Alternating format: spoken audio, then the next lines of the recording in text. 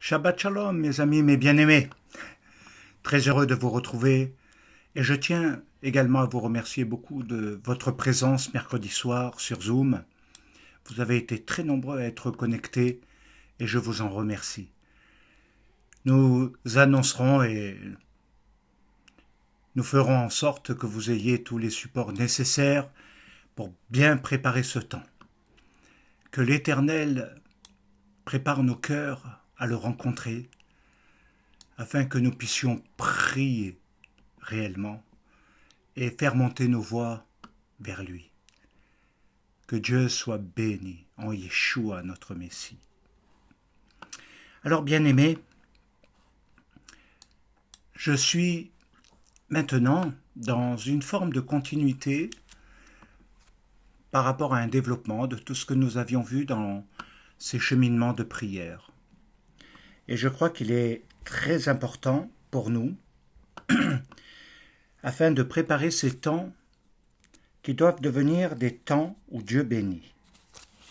Après que le mal est frappé, il y a toujours un temps de restauration et un temps qui est marqué par la bracha, la bénédiction. Alors, je crois qu'il est très important, et plus que jamais, d'ouvrir ces 5 sens, spirituellement parlant, de façon à avoir une autre perception que celle à laquelle nous nous sommes beaucoup trop familiarisés et dans laquelle nous vivons au quotidien. Et je crois que ça peut apporter beaucoup de choses aux uns et aux autres de comprendre le développement de ces 5 sens spirituellement parlant. Donc, je ne vais pas les développer aujourd'hui, mais je voulais juste vous sensibiliser par rapport à ces temps de prière qui seront les nôtres. Nous savons que prier n'est pas aussi simple qu'il y paraît, et que la prière revêt différentes formes. C'est quelque chose d'extraordinaire et de merveilleux à la fois, mais également tellement complexe dans la mise en pratique de la vie de l'être humain. Et c'est pourquoi je crois qu'il est très important maintenant de pouvoir entrer dans quelque chose où nous devons entendre. Nous devons entendre le Messie nous parler. Autrement dit, si on veut se familiariser avec la pensée hébraïque, avoir une voix qui nous parle, qui n'est pas la nôtre, et je dirais même indépendante de la nôtre et de nos pensées, car ces pensées ne sont pas nos pensées, ces voix ne sont pas nos voix. Et je crois que c'est très important. Lorsque Dieu parle, tout s'éclaire. Et c'est merveilleux. Alors en même temps, nous sommes conscients que cela est un exercice, un effort important, que d'aller au-devant de lui, se présenter face à lui. Alors, la Torah, le Tanakh, nous dit quelque chose de fondamental. D'appliquer notre cœur à la connaissance de Dieu et à la sagesse, à la Rochma. Ce qui est à relever dans notre étude, dans ce Shabbat, c'est que la compréhension du Tanakh est liée davantage à l'interprétation. Ce n'est pas le texte en lui-même qui est problématique. Bien sûr, les traductions peuvent fausser. Mais ce n'est pas le texte en lui-même qui fait défaut. C'est surtout l'interprétation du texte. Et je crois que les rabbins nous donnent les clés pour ouvrir les portes des mystères. Et comme le relève Shaoul de Tarse, il est très important de réaliser ce qu'il dit dans Colossiens 1, 26. Et également, vous pouvez préparer Colossiens 4, 16, parce que ce sont des textes très importants pour nous aujourd'hui. Alors, bien sûr que Colossiens, le chapitre 1 et le verset 26 est quelque chose qui nous aide à comprendre. On va lire à partir du verset 24. « Je me réjouis maintenant dans mes souffrances pour vous. Et ce qui manque aux souffrances de Machiach, je l'achève en ma chair pour son corps, qui est l'Ecclésia. C'est d'elle que j'ai été fait ministre selon la charge que Dieu m'a donnée auprès de vous, afin que j'annonçasse pleinement la parole de Dieu, le mystère caché de tout temps, dans tous les âges, mais révélé maintenant à ses saints. »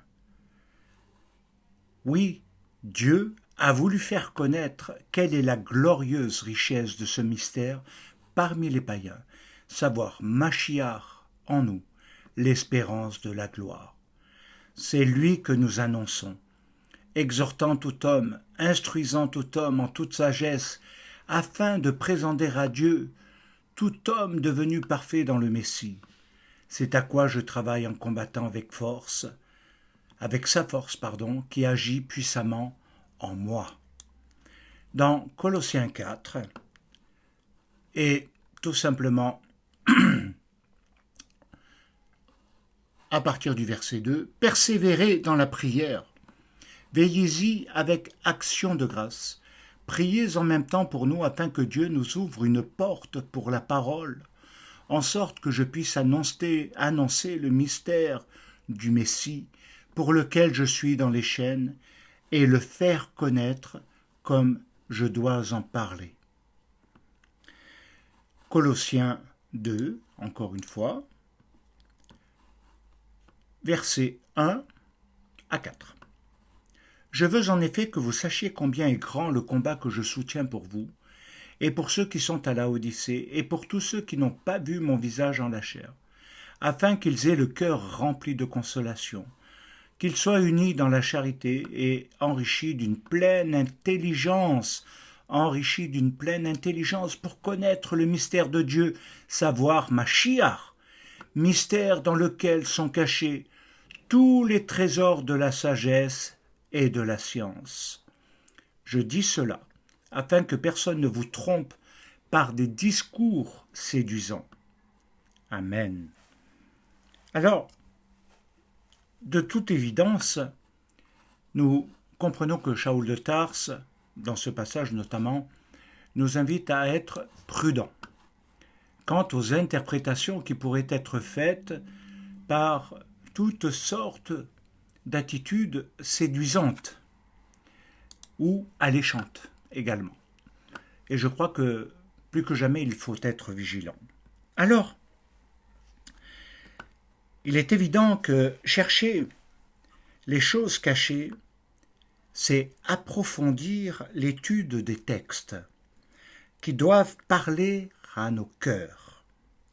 Le texte doit devenir vivant et non une lecture morte, en quelque sorte, quelque chose qui n'a pas d'écho, qui n'a pas de vie en nous.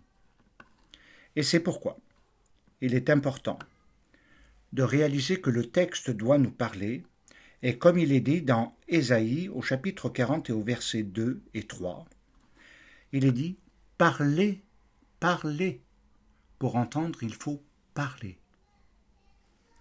Parler au cœur de Yerushalayim.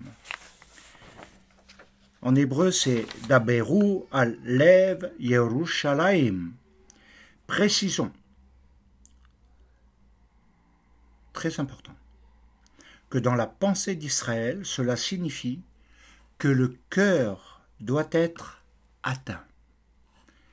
Parler pour que le cœur soit atteint. C'est entendre le texte, pas simplement le lire et l'oublier, mais le faire pénétrer, entrer à l'intérieur de nous, et il produira son effet. Alors, je dois dire que j'aimerais appeler cela avoir le tanar du cœur. L'étude du cœur, si vous préférez. Les Leshon limudim beito. Qu'est-ce que cela veut dire? Tout simplement, l'étude où chaque chose arrive au moment opportun. Dieu nous parle dans des temps précis et Dieu se tait dans les temps inutiles. Dieu nous parle dans des temps précis. Écoutons.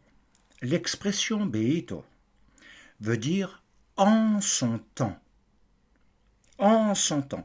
Mais cela va quand même plus loin, parce qu'il signifie qu'avec l'aide de Dieu, la lumière, c'est-à-dire l'éclaircissement, tout simplement l'éclaircissement, se fera en son temps. Et c'est très, très important de l'entendre. Et encore, on peut l'ajuster. Cela apparaîtra, c'est-à-dire ni trop tôt, ni trop tard, en son temps, dans quelque chose de précis.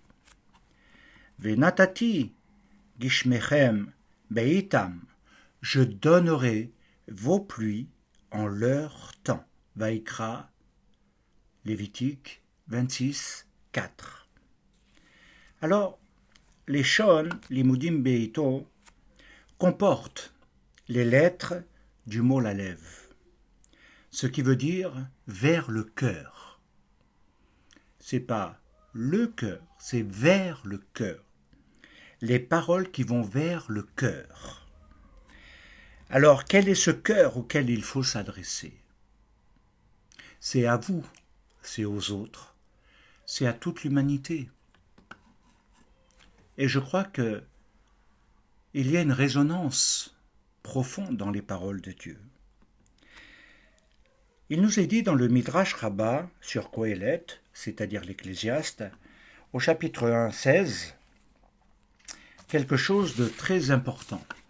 Dans Qohélet, donc le livre de l'Ecclésiaste, quelque chose que nous devons tous retenir et qui nous amène justement à vouloir approfondir. Alors, lisons ensemble.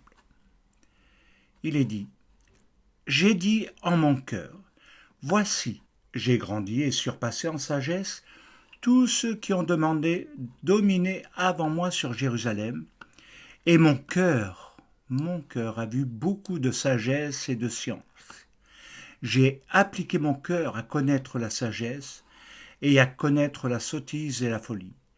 J'ai compris que cela aussi, c'est la poursuite du vent. Car avec beaucoup de sagesse, on a beaucoup de chagrin, et celui qui augmente sa science augmente sa douleur. » C'est quelque chose de très important. Et je dirais que ça nous amène à réaliser que cela est quand même lié à l'effort, mais aussi à la perception que nous aurons après avoir entendu et après avoir appliqué notre cœur à la sagesse.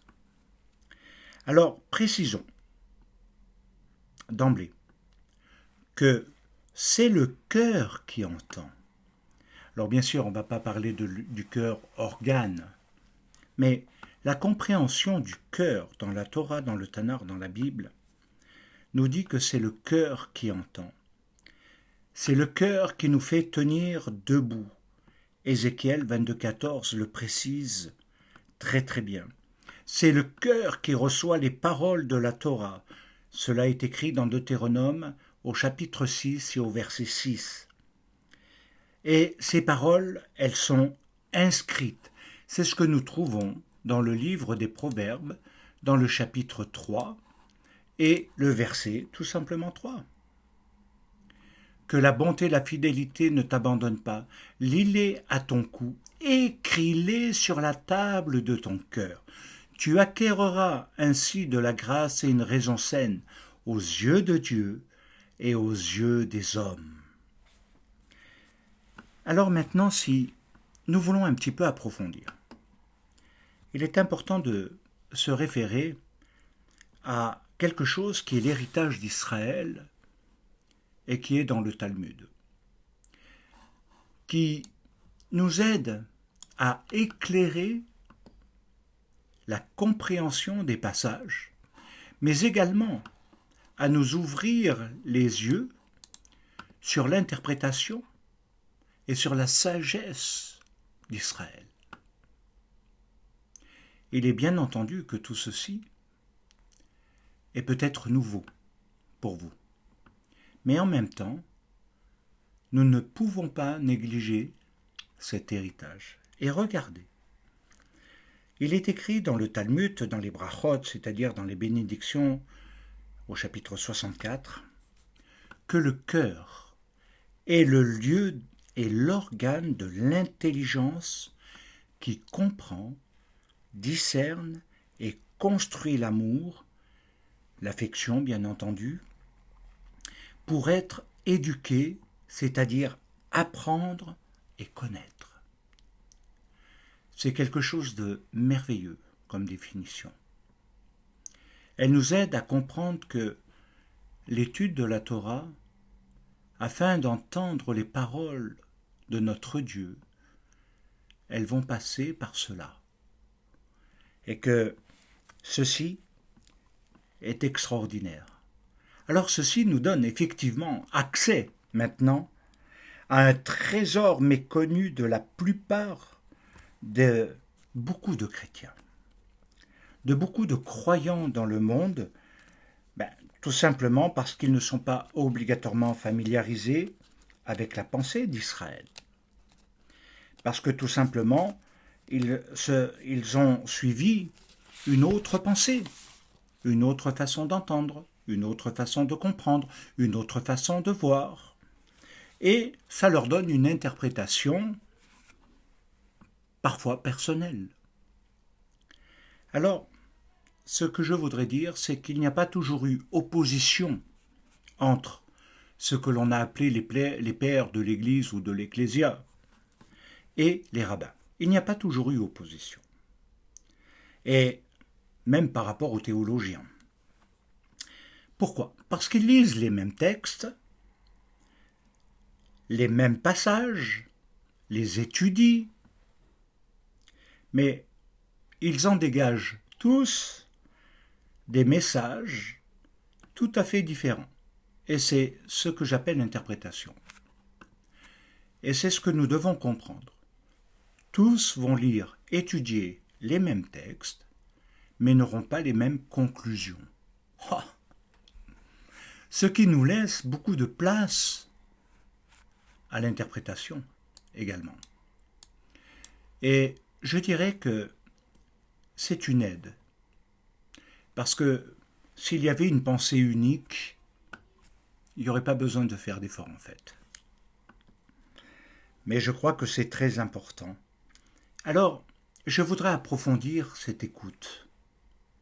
Et vous verrez qu'au fur et à mesure, nous allons entrer dans des profondeurs, dans quelque chose d'extraordinaire. Et je vous invite vraiment à persévérer.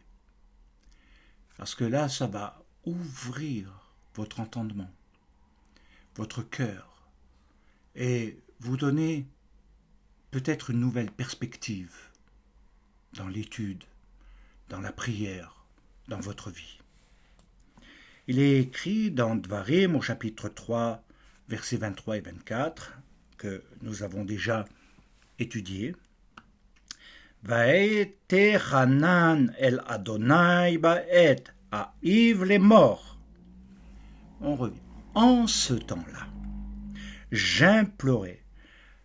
En ce temps-là signifie savoir prier de la bonne manière dans les temps de nos vies. Ah. Savoir prier de la bonne manière dans les temps de nos vies. Alors vous me direz, mais est-ce qu'il y aurait une mauvaise façon de prier?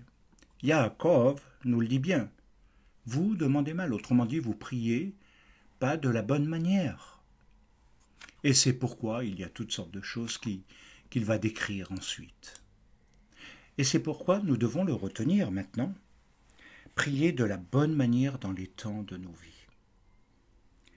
Cette notion de tefila, cette notion de prière, précise qu'il faut absolument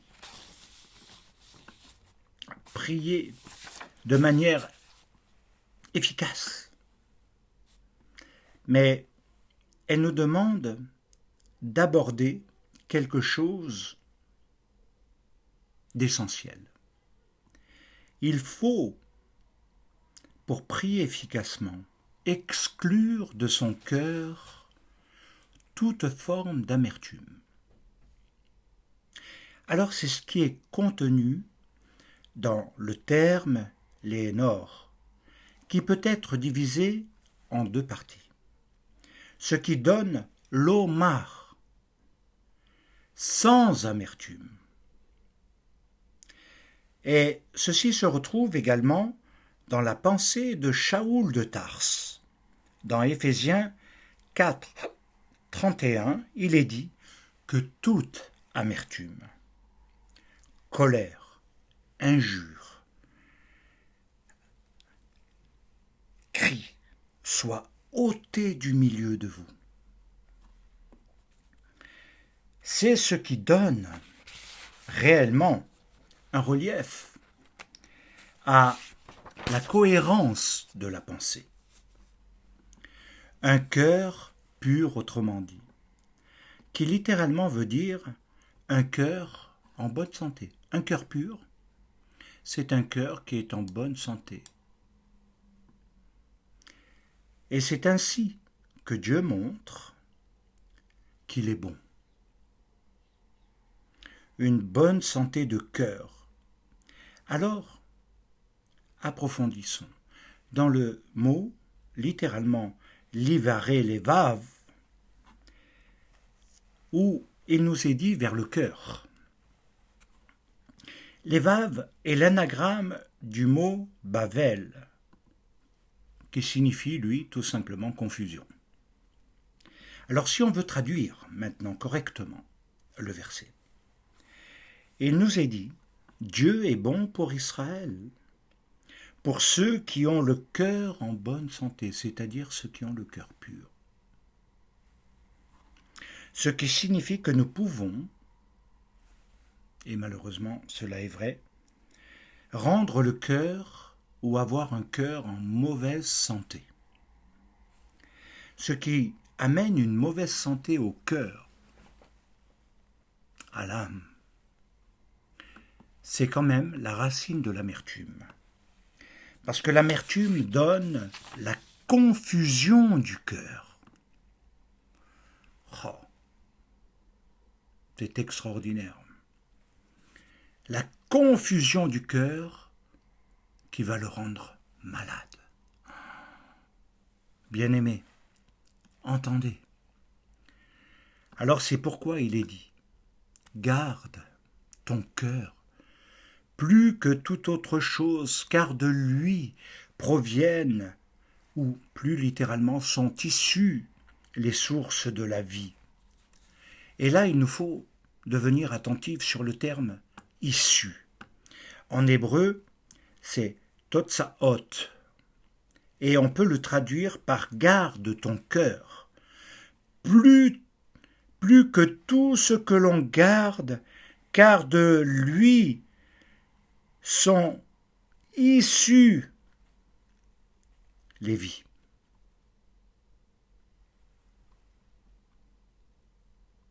Les vies. De lui sont issues les vies. Et ceci nous amène à comprendre également quelle vie nous voulons en cet instant précis. Quelle vie allons-nous avoir demain? Garde ton cœur aujourd'hui pour que demain tu sois dans le chemin de la vie. Garde ton cœur plus que toutes les autres choses. préserve-le du mal. Et beaucoup de choses changeront. Alors, bien sûr que nous voulons maintenant entrer un peu plus en profondeur par rapport à notre étude. Il nous est dit dans le psaume 6 et au verset 1. La menatseach beginot al ashminit le David, au chef des chantres de David. Vous me direz, mais c'est un titre. Bon, on a compris, au chef des chantres de David. Mais vous allez voir que justement, lorsque nous voulons approfondir maintenant, combien la révélation de Dieu transforme en touchant le cœur dans une profondeur à laquelle vous n'avez peut-être jamais pensé. Écoutez. Ce psaume relate les différentes étapes de la vie de David. Et les différentes étapes dans ces temps de vie. Il y a des étapes. En fait, il y a quelque chose qui est global par rapport à toute la vie. C'est pourquoi nous devons comprendre ce qui a été dit au préalable. Ce n'est pas la vie présente, instantanée, là maintenant, ou dans quelques jours, dans quelques mois. Non, non. Tous les temps de nos vies. Alors, il nous faut savoir que David, dans tous les temps de sa vie, a été un homme particulièrement souffrant, malade ou en péril. Beaucoup d'épisodes et de passages de la vie de David sont liés à ces choses. Et nous pouvons dire avec certitude qu'il y a eu des périodes, des temps, des moments de grand drame en lui, la perte d'un fils, par exemple. Ce n'est pas la seule chose, les trahisons. Et il y a tellement de choses à relever dans la vie de David que quand on commence à analyser, on se dit mais sa vie a été une vie dure, difficile. Et pourtant, lorsque nous lisons les Télim, c'est rempli de gloire. Il relate parfois des épisodes de souffrance, mais parallèlement des chants de louange, des moments d'adoration, d'amour pour son Dieu dans ses expressions d'âme les plus profondes. Et c'est pourquoi il nous faut surtout comprendre que dans ces moments de grand drame, et je dirais que c'est dans ces moments-là, précisément, que David a le plus prié. Et qu'il est ressorti des choses merveilleuses que nous trouvons dans les Télim, du reste, dans les psaumes. Et dans ces moments, il a utilisé très souvent, fréquemment, la Tefila Tachanonim. Tachanonim que nous avons vu la semaine dernière, la supplication, l'imploration. Elle s'inclut parfaitement dedans, parce qu'il y a aussi beaucoup de demandes de pardon dans la vie de David.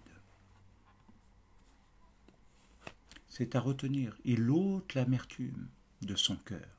Il nettoie.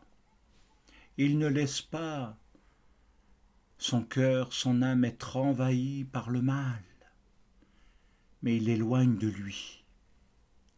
Il éloigne de son cœur le mal qui pourrait le détruire, l'aigrir. Et peut-être qu'on n'en est pas conscient, mais avoir une mauvaise fin de vie. Alors on peut apercevoir, au travers de la vie du roi David, ce qui détruit est ce qui guérit. Ceci est véritablement l'enseignement des psaumes, et surtout de ce psaume que nous venons de lire, parce qu'il nous dirige vers ce qui donne une bonne santé du cœur et de l'âme. Je crois que chacun de nous souhaitons de tout notre cœur quelque chose qui nous rétablisse, nous guérisse véritablement et nous aide à être debout et non courbé, couché, allongé, sans force, sans énergie, sans vitalité. Alors c'est pourquoi maintenant, il y a une expression particulière dans ce psaume où il est dit Sheminit. Et Sheminit, c'est lié à Shmini, huitième. Vous savez qu'il y a toute une paracha qui développe le chiffre 8, le huitième jour, qui n'est pas lié à la création du tout. Il y a 7 jours. Ceci inclut les alliances avec l'humanité, Noah, etc. Il y a beaucoup de choses. Mais ici, Sheminit nous amène à comprendre que ce chiffre 8, qui est en rapport avec Shmini, où dans cet endroit précis, il se réfère à la harpe à 8 cordes. À la harpe à 8 cordes. Alors, comment le comprendre? Dans le Midrash, Bamidbar Rabbah 15-11, il nous est dit que la harpe avec laquelle jouaient les Lévites était de 8 cordes, mais que l'on traduit les cordes par 8 octaves ou 8 chants au temps du Messie. Ça change tout. Complètement. Et je vous invite à développer maintenant. Le Ramban développe dans Torah Ta'adam quelque chose de merveilleux que j'aime particulièrement beaucoup. Il dit « Chanter, pleurer, prier dans la détresse nous laisse entrevoir le temps de Mashiach. Et c'est pourquoi nous affirmons avec chant et musique notre Emouna, car c'est ce qui fait descendre la bracha, la bénédiction, qui ne peut se déployer que par la joie. Regardez, c'est extraordinaire. Parce que le temps de la délivrance de la Géoula, même finale, elle est liée à Mashiach. Elle est liée à Yeshua. C'est Yeshua qui peut nous délivrer de toutes nos détresses, etc. Mais retenons bien, chanter, pleurer, prier. C'est quelque chose qui, en réalité, est tout un cheminement. Alors nous devons comprendre la harpe à 8 cordes. C'est l'instrument de musique. Et l'instrument de musique, en hébreu, c'est neginot. Neginot, retenez bien. L'instrument de musique, neginot, se réfère, selon Rashi, à la bonté de l'Éternel. Et si on veut vraiment aller dans l'approfondissement de la pensée d'Israël, il veut dire une bonté complète, totale, entière. Pas des pourcentages de bonté en fonction de quelque chose, une bonté totale, complète.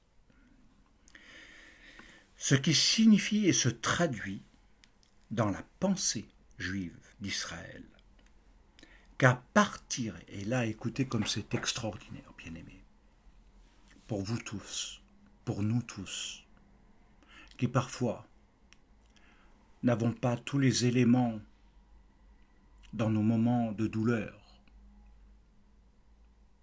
eh bien écoutez, et rappelez-vous ceci, ça vous aidera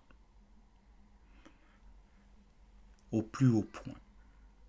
Écoutez ce qui est dit à ce sujet dans la pensée d'Israël, qu'à partir de la souffrance, nous pouvons nous élever jusqu'au plus haut et au plus fort de la victoire, bien-aimés. Victoire, c'est Netzach, par rapport à ce qui devient éternel. Par la prière et l'étude, nous pouvons nous élever. À partir de la souffrance, à partir du moment où on est dans la souffrance, qu'est-ce qui peut nous sortir de la souffrance? C'est la question sous-jacente qui est posée. La souffrance devient quelque chose qui s'est amplifié dans les nations ces 50 dernières années. Il y a une souffrance générale dans le monde. Il y a une souffrance dans le corps du Mashiach. Il y a une souffrance dans les familles. Il y a une souffrance dans la vie individuelle personnelle. Il y a une souffrance chez les pères, il y a une souffrance chez les fils. Et on ne sait pas comment elle peut être endiguée. Alors, toutes sortes de choses sont mises en place pour essayer de pallier avec des formes de thérapie, mais il nous faut suivre un cheminement. Et regardez comme c'est extraordinaire. Il nous est dit que justement, par la prière et l'étude, nous pouvons nous élever jusqu'au plus haut et au plus fort de la victoire. C'est-à-dire que de la position, on va dire, pour être honnête, terrassé, couché, abattu, sans force, sans ressources, il est possible de se tenir debout, une épée à la main, si je puis exprimer cela. De devenir quelqu'un qui a vaincu son terrassement. Quelqu'un qui a vaincu son état.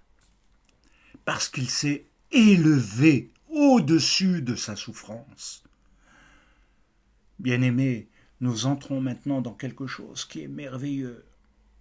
Et ceci nous est démontré au travers même de la vie du roi David, quand il est dit « Mismor les David » et qui se traduit « chef des chantres », mais qui est aussi dans le sens vainqueur. Alors si nous voulons approfondir, il nous est dit « la Menatseach » est une allusion au Mashiach. Et Aquila le traduit « pour le vainqueur, disant dans les jours du Messie ». C'est pourquoi Mashiach a dit « ceux qui m'appartiennent, ceux qui sont en moi, seront guéris, délivrés, préservés dans les jours du Messie. » Même si cela touche la fin des temps.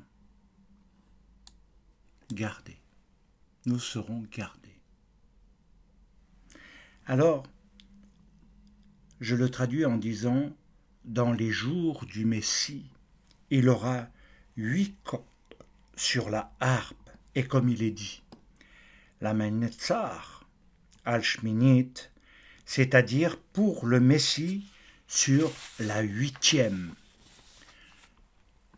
73 psaumes, Tehilim, portent le nom de David.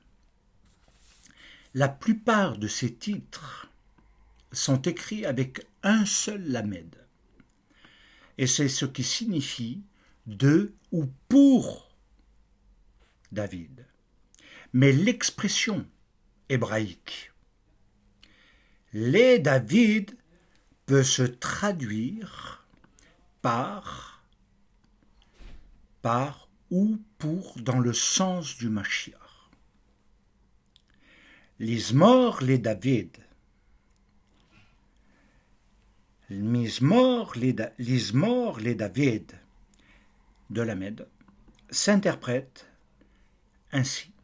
La présence divine, la Shrina, vint sur David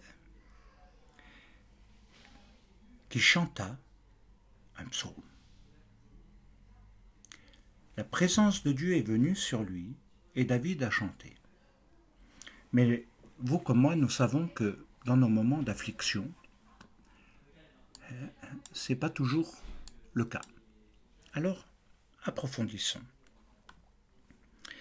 Nous venons de voir l'Izmor les David. Maintenant, analysons ce qui est beaucoup plus traduit dans le peuple d'Israël, Mizmor les David, ce qui signifie qu'il chanta un psaume et la Shrina vint ensuite sur lui.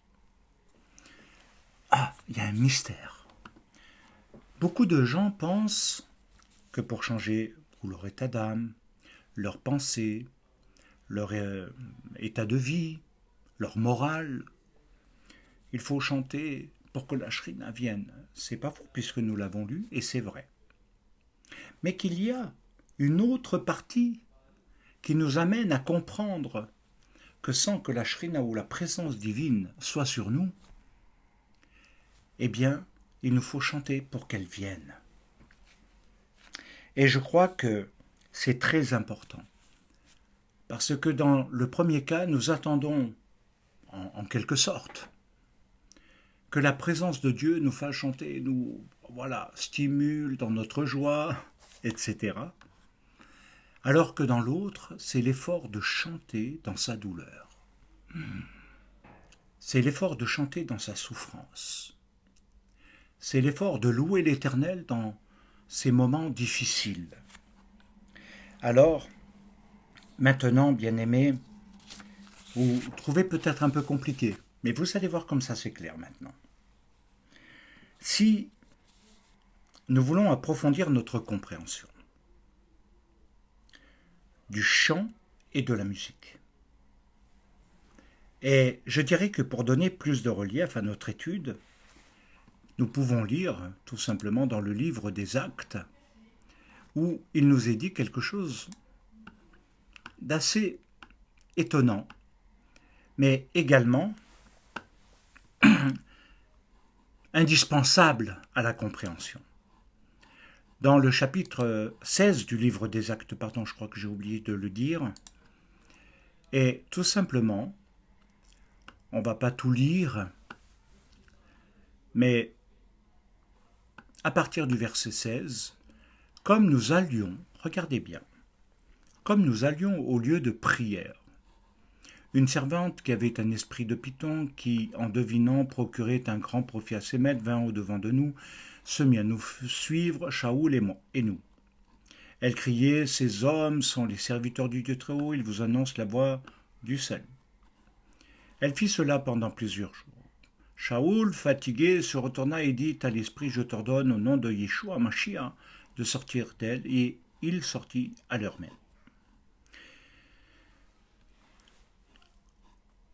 On va lire au verset 22. La foule se leva aussi contre eux, et les prêteurs ayant fait arracher leurs vêtements, ordonnèrent qu'on les bâtît de verges.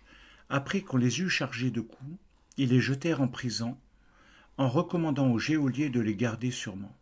Le geôlier, ayant reçu cet ordre, les jeta dans la prison intérieure et leur mit les ceps aux pieds. Vers le milieu de la nuit, Shaoul et Silas priaient et chantaient les louanges de Dieu, et les prisonniers les entendaient. Tout à coup, il se fit un grand tremblement de terre, en sorte que les fondements de la prison furent ébranlés. Et au même instant, toutes les portes s'ouvrirent, et les liens de tous les prisonniers furent rompus.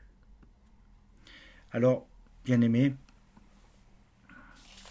ceci nous amène à donner le lien total à tout ce que nous avons pu voir au travers des termes sur lesquels j'ai été un petit peu rapide. Mais volontairement aussi.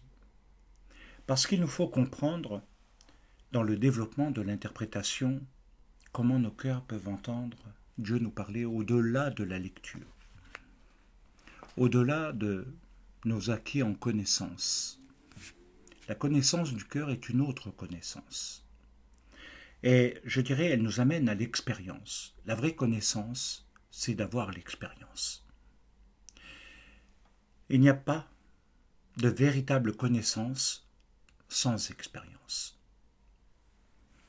Et qu'elle soit positive ou négative, elle nous donne la connaissance du bien et du mal. De notre propre mal également, comme de nos qualités, comme de notre bien. Alors je voudrais dire que ceci reflète totalement ce que nous avons vu avant, qui pouvait paraître un peu confus, mais que nous allons lier. Et comme le porte le titre de ce message, de la souffrance au chant de louange. Ce que nous voyons là, dans le cas précis, c'est que Shaoul et Silas et les autres ne faisaient rien de mal.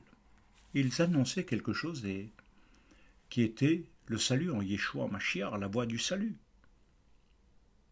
Mais ça a dérangé certaines coutumes, certaines pratiques, comme c'est souvent le cas. Beaucoup de croyants, d'un seul coup, sont dérangés parce qu'il y a des nouveautés, des changements. Eh bien, allons plus loin. À cause de quelque chose qui est lié quand même à l'aspect financier,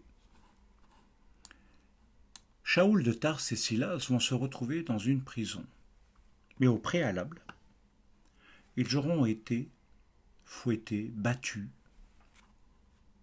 Et ce que je peux vous dire, c'est que le fouet de l'époque comportait au bout de chaque lanière des os très durs. Et que quand on frappait un coup, ça écrasait les os dans le dos. La chair s'ouvrait au bout de plusieurs coups et le sang coule. C'est une douleur qu'il nous est difficile d'imaginer. C'est quelque chose d'extrême et qui terrasse et qui, à la limite, peut nous faire tomber évanouis, tellement la douleur est intense. Et ils ont été frappés.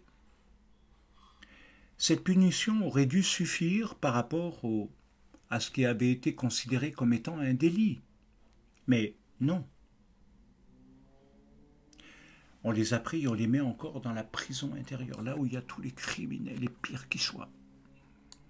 Là où il y a les gens les moins réconfortants, les moins bienveillants, si je puis dire.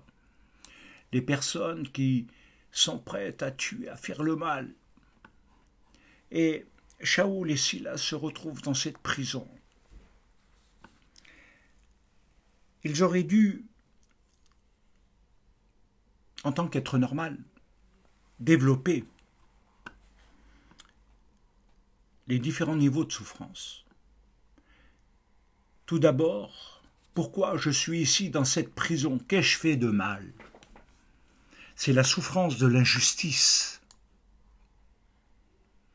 Beaucoup de gens ne relient pas leur situation à ce qui se passe.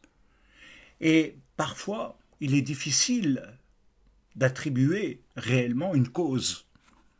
Ils n'avaient rien fait de mal, dans le fond. Shaoul et Silas étaient fidèles à leur mission, à leur appel. Ils n'avaient rien fait de mal, sinon déranger des personnes qui l'ont très mal pris parce que l'argent ne rentrait plus de la même façon. Uniquement. Mais dans la réalité, qu'avait-il fait de mal?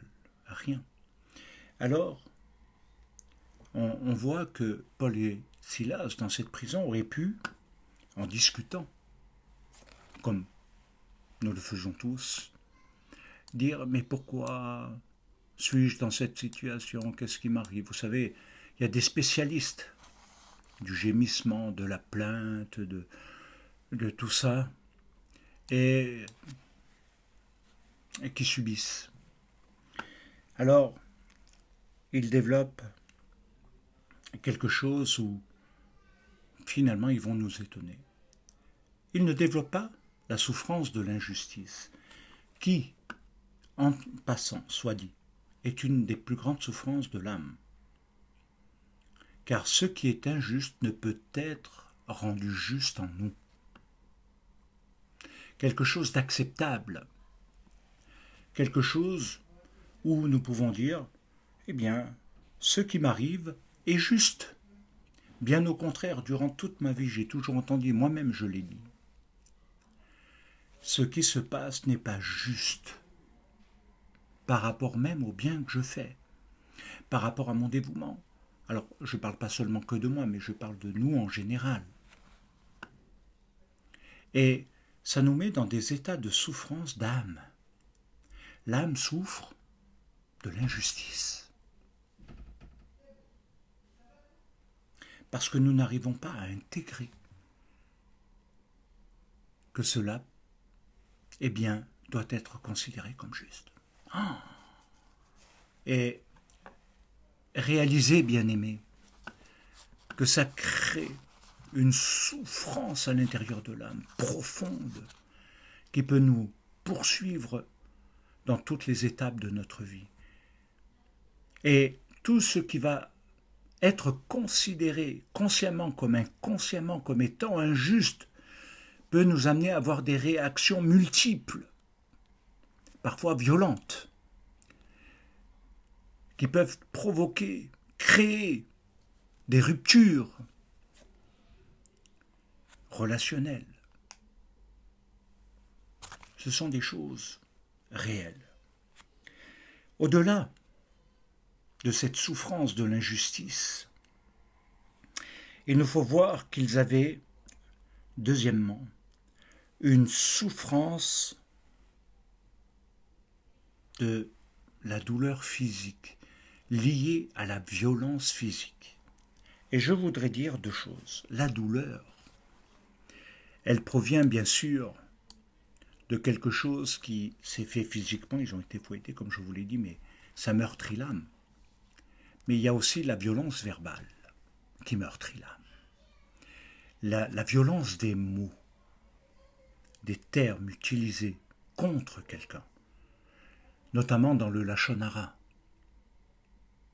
crée énormément de douleur à l'intérieur d'un être, parce qu'elle lui fait ressentir qu'il n'est pas aimé, qu'il est un rejeté, que c'est quelqu'un qui ne mérite pas, qui nous porte préjudice, et il est attaqué. Alors bien sûr, la douleur physique, une fois soignée, elle laissera les cicatrices avec les souvenirs, et on se souviendra toujours des coups assénés. On ne les oubliera pas. Par contre, elle deviendra supportable parce qu'on ne ressentira plus physiquement, réellement, la douleur.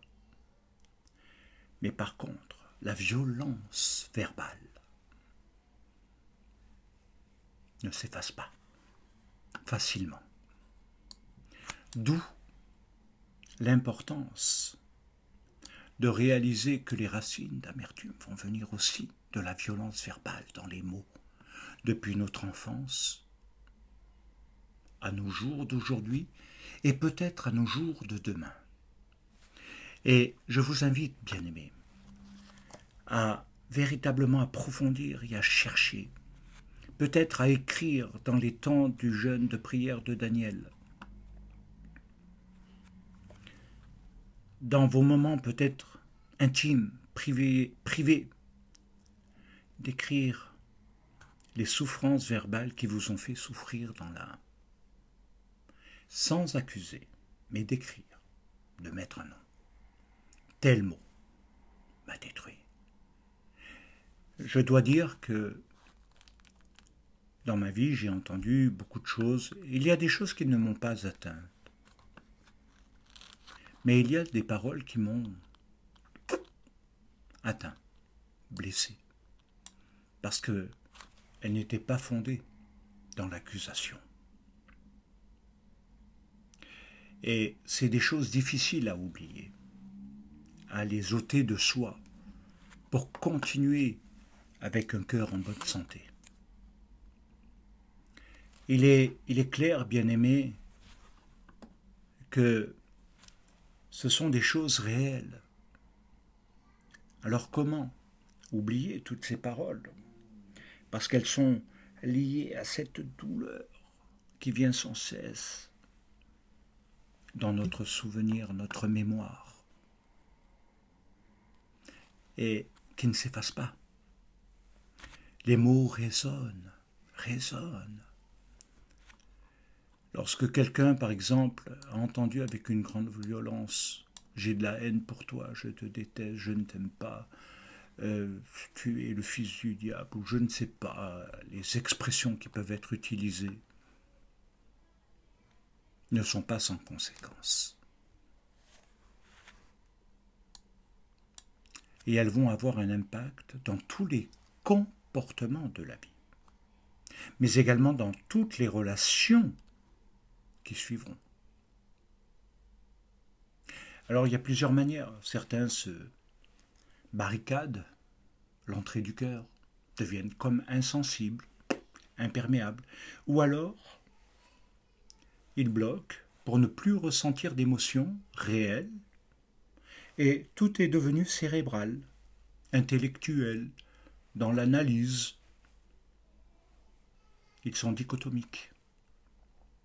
Et ils ne sont pas ce que l'on appelle une personne à part entière.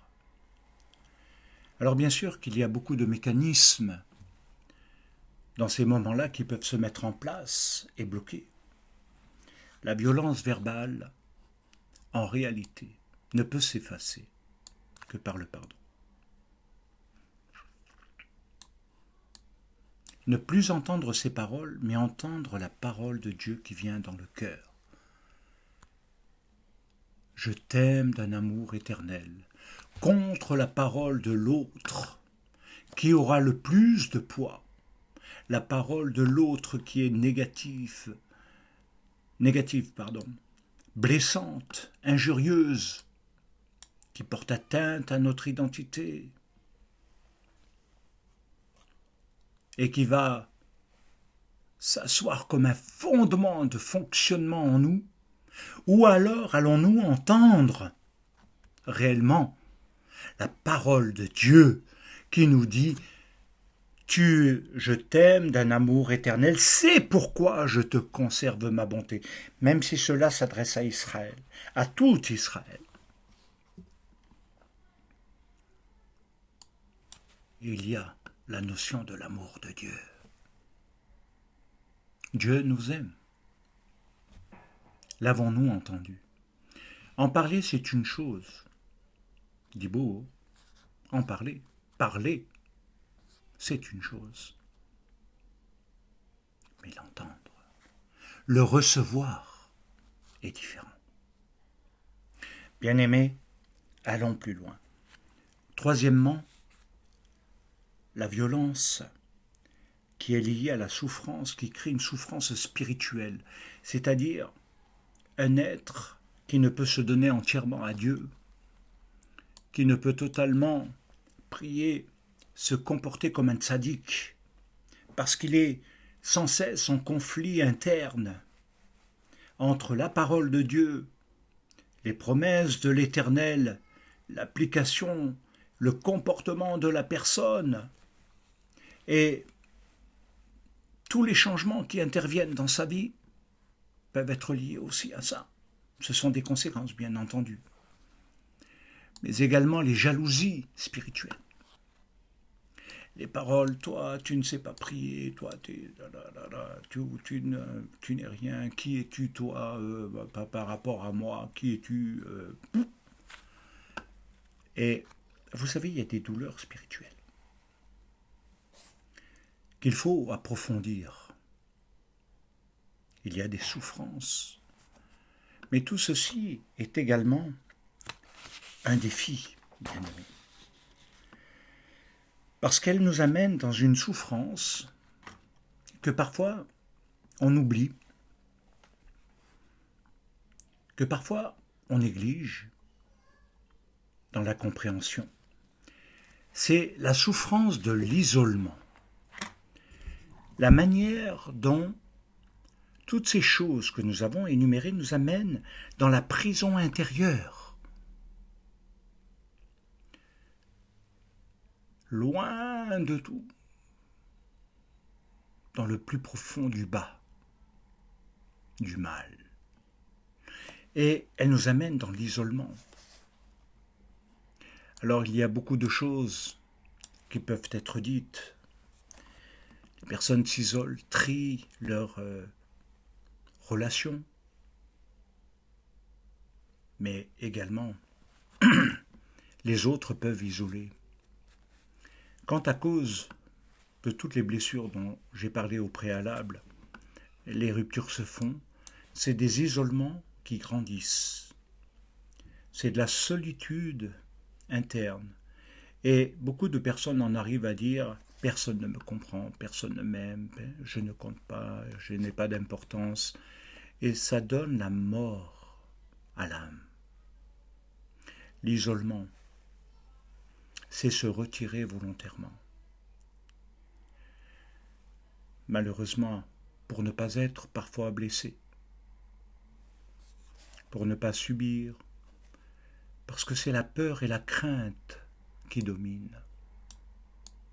Alors, j'ai donné quelques notions, bien-aimés, mais je voudrais aller un peu plus loin par rapport à tout ce qui nous relie à notre étude et à nos textes que nous avons développés qui sont fondamentaux maintenant. Regardez bien. Si on en vient à un langage, on va dire à peu près moderne, c'est une façon de parler, c'est que il ressortirait que c'est destructeur pour notre âme. Et ce qui détruit fait peur. Et donc on veut le maintenir éloigné et surtout pas le côtoyer. Aujourd'hui, beaucoup diraient il faut guérir l'âme. Mais comment? Guérir l'âme, alors fais ceci, fais cela, pleine thérapie, fais comme ci, fais comme ça. Écoutez, bien sûr qu'il faut soigner l'âme. L'âme doit être soignée, mais pas n'importe comment. Elle doit être soignée par la parole de Dieu qui est toute puissante. Il envoya son davar, il envoya sa parole et il les guérit. Il les remet en fonctionnement. Il remet en ordre le sens du fonctionnement de l'âme et de l'être intérieur. Oh là là là. C'est ça la guérison, c'est redonner le fonctionnement. Pourquoi? Parce que le dysfonctionnement fait marcher dans le sens inverse. Redonner le sens, c'est retrouver l'orientation, la direction pour servir l'Éternel. Écoutez, guérir les blessures est fondamental, bien entendu. Mais appliquons la bonne méthode. Alors, qu'est-ce qu'il nous est enseigné au travers de tout cela? Eh bien que Shaoul et Silas, regardez bien, comme ça rejoint, n'avaient pas d'instrument de musique, n'avaient rien. Mais ils ont pris leur chaîne. Ils ont pris leur chaîne et l'ont transformée en instrument de musique. Pour prier et chanter les louanges de l'Éternel, de leur Messie Yeshua qui a vaincu. Et je dirais c'est ce qui est contraire à toute logique de faire ainsi. Ils prennent leur chaîne. Essayez d'approfondir, prendre sa chaîne, ce qui nous lie, pour en faire un instrument de musique. bien-aimés. C'est une révélation de délivrance là que je vous apporte de la part d'en haut, la part de l'amour de Dieu. Capable de vaincre tous vos maux. C'est ce que nous avons vu tout à l'heure, les néginotes, les instruments de musique. Fondamental. Les chaînes sont devenues l'instrument de musique. Ils l'ont associé au chant, aux prières. Et ceci a fait que Shaoul et Silas ont fait qu'au lieu d'avoir une souffrance, une douleur, un isolement, une injustice et tout ce que vous voulez, les détruire et les laisser moisir au fond de la prison sans aide de quiconque, sans aide, sans soutien, ni affectif, ni psychologique, ni par WhatsApp, ni par ci, ni par ça, ce que les gens parfois exagèrent aussi. Ils se prennent en main. Ils prennent leur chaîne en main, bien-aimés, et ils chantent. Et ils font de la musique. Et qu'à partir de leur souffrance, qui aurait dû les détruire, ou qui aurait pu les détruire, dans leur émouna, leur confiance en Dieu, dans les voies de l'Éternel, dans l'appel de Dieu, et bien qu'à partir de leur souffrance, ils se sont élevés au-dessus, au plus haut et au plus fort pour vaincre, devenir victorieux. Ils ont prié, et c'est le sens de la Manet Tsar.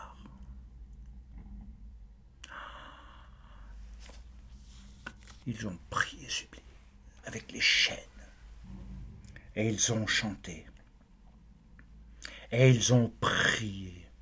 Ils ont loué l'Éternel, et pas à voix basse, pas en murmurant, pas en chuchotant.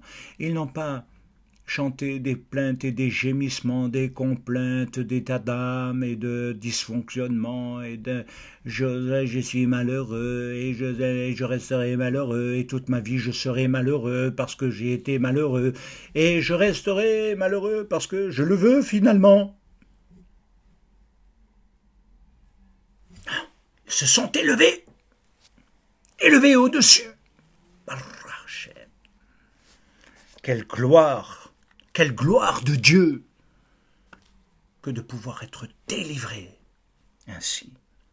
Alors, c'est au travers de cela que nous avons vu Mizmor et David, ou l'inverse. Et quand ils ont chanté, quand ils ont prié, quand ils ont loué l'Éternel, avec leur chaîne, la Shrina est venue. Elle les a couverts, consolés, mais en même temps, la manifestation de la Shrina a fait trembler les murs. Le mal a tremblé et s'est enfui. Et ils ont vu la bonté de Dieu dans leur Messie, Yeshua, qui les a délivrés. Mais également, ça a amené une autre dimension. Ce n'est pas seulement eux-mêmes qui ont été délivrés, c'est les autres. Délivrer les autres aussi de tout le mal que nous leur avons fait. Nous avons tous eu des paroles de violence, non? Dans les murmures, les lachonara. On n'a pas toujours été bien intentionnés, ni même bienveillants, n'est-ce pas? Qui pourrait dire j'ai été parfait? Non, moi, jamais. Oula, jamais, moi. Cœur, bonne santé, pur, parfait, saint. Non. Avouons, et nous verrons. Prenons nos chaînes. Faisons l'instrument de musique néginote. Et entrons dans la Manet Tsar. Et à partir de là, nous serons délivrés et les autres seront délivrés. Ce que l'on peut dire, c'est qu'ils se sont élevés au-dessus de leur souffrance. Tel est le sens de ce passage qui dit aussi, du fond de ma détresse, j'ai prié, autrement dit invoqué l'Éternel, et il m'a répondu. C'est-à-dire que par sa bonté, j'ai vu Mashiach qui m'a délivré de la mort. Voilà la vision que nous devons avoir. Ma détresse, ma souffrance est devenue bénédiction. Je ne puis conclure que par une seule chose. Louez l'Éternel, car sa miséricorde dure à toujours. Amen ve Amen, bien-aimés. Shabbat Shalom, Toda Rabba.